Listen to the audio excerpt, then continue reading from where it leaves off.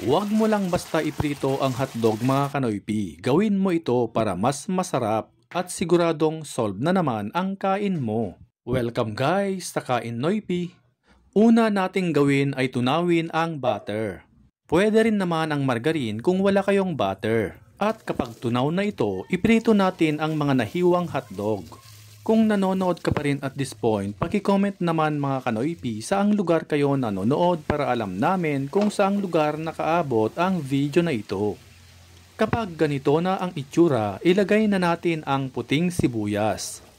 Halu-haluin natin hanggang sa ito ay aromatic. At kapag naamoy nyo na ang bango nito, ilagay na natin ang banana ketchup.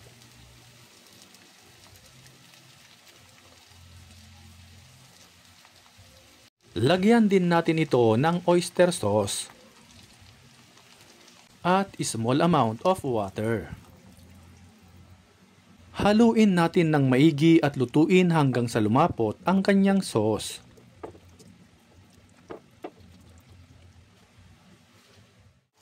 At this point ay ilalagay na natin ang ground black pepper.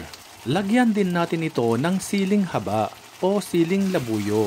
Halu-haluin lang natin at lutuin ng ilang segundo lamang.